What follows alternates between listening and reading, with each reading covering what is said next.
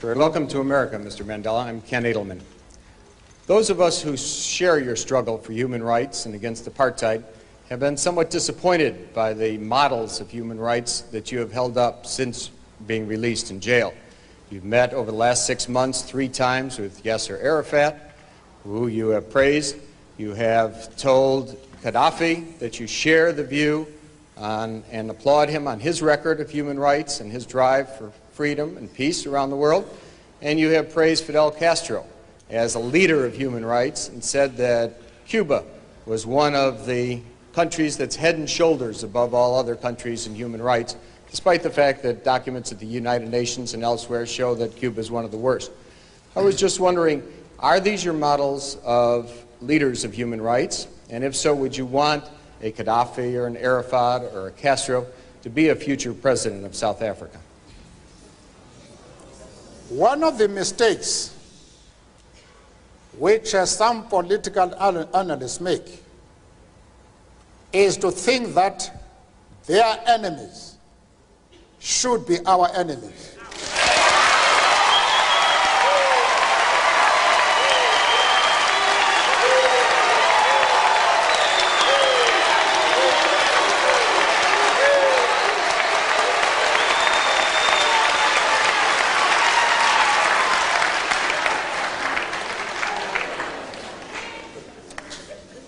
That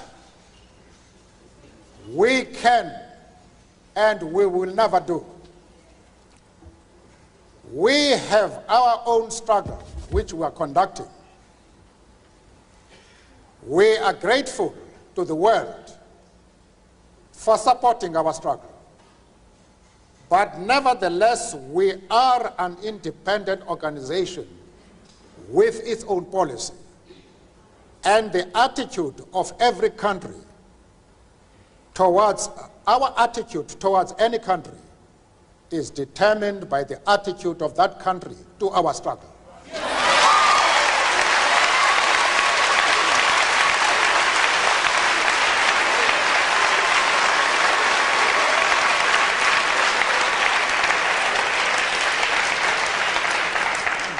Yasser Arafat,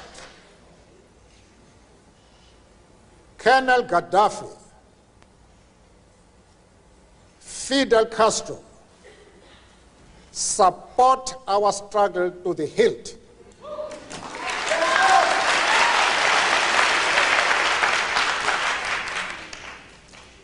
There is no reason whatsoever why we should have any hesitation about hailing their commitment to human rights as they are being demanded in South Africa. Our attitude is based solely on the fact that they fully support the anti-apartheid struggle. They do not support it only in rhetoric. They are placing resources at our disposal for us to win the struggle.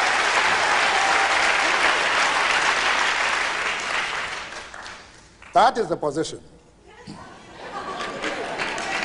Mr. Mandela, you've said a number of very controversial things in that last response, and I'd like to come back to some of them when we return, but once again we have to take a quick break. We'll be back in a moment. Thank you. The Kabul Report will continue in a moment.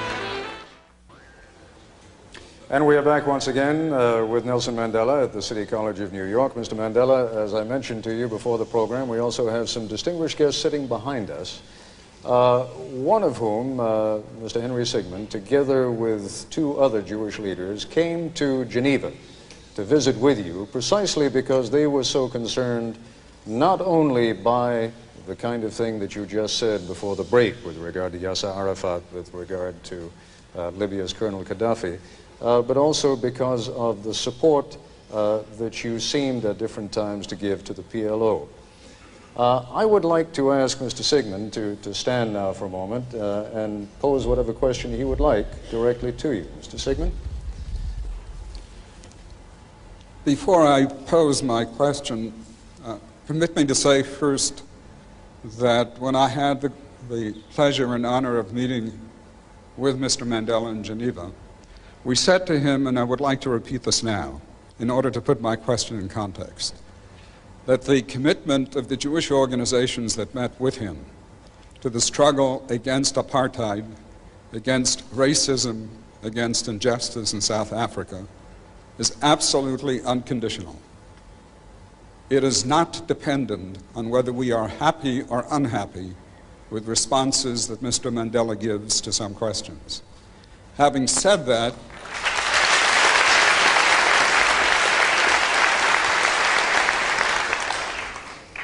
I think I would be dishonest if I did not express profound disappointment with the answer that Mr. Mandela gave to the previous question, because it suggests a certain degree of amorality.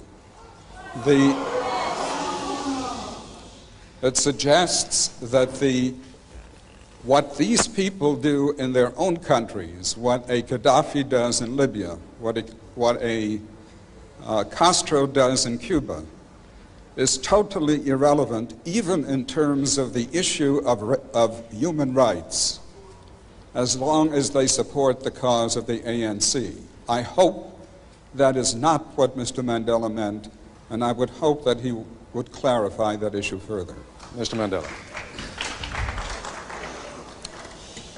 Firstly, we are a liberation movement which is fully involved in a struggle to emancipate our people from one of the worst racial tyrannies the world has seen.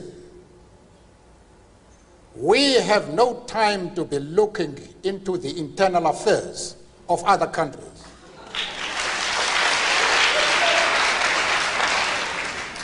It is unreasonable for anybody to think that this is our role. I have been asked by somebody who wants me to express an opinion on the differences that are taking place within the USA. And he has made his position quite clearly that there is racialism in this country. I have refused to be drawn into that.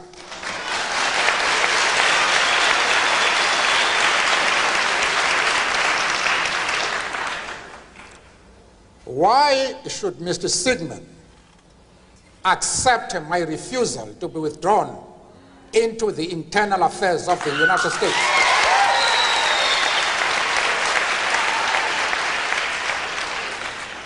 And at the same time, want me to be involved in the internal affairs of Libya and Cuba? I refuse to do that. As far as Yasser Arafat is concerned, I explained to Mr. Sigmund that we identify with the PLO because just like ourselves, they are fighting for the right of self-determination.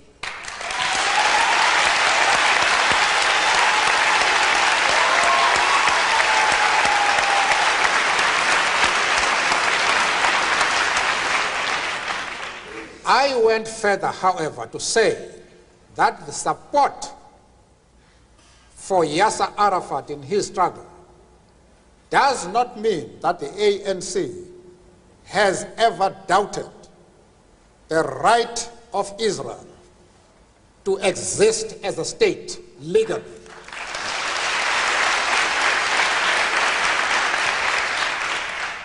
We have stood quite openly and firmly for the right of that state to exist within secured borders.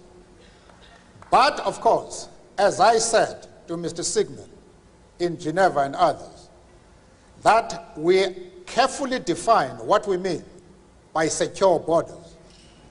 We do not mean that Israel has the right to retain the territories they conquered from the Arab world, like the Gaza Strip, the Golan Heights, and the West Bank. We don't agree with that.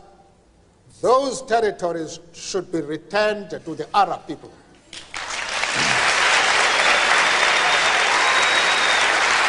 Mr. Mandela,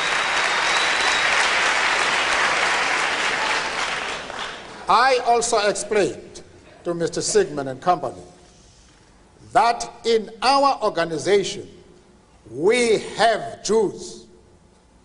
In fact, Mr. Gaddafi did not allow us to open our offices in Libya precisely because we had the courage to say to him, we work with the Jews in our organization. And he didn't allow us to open an office until February this year, when he had to accept us as we are. We are not prepared to be swayed by anybody. We have an independent policy which we accept no matter with whom we discuss. Mr. Mandela, let's move on to our next question.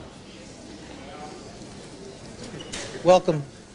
My name is Malcolm Dunn. I'm from Plainfield, New Jersey, and I'm chairman of the United Minority Business Brain Trust of New Jersey and the national chairman of the American Legal Defense Fund for the minority business organizations. I have a question that relates to our participation in business in this country. We who have gained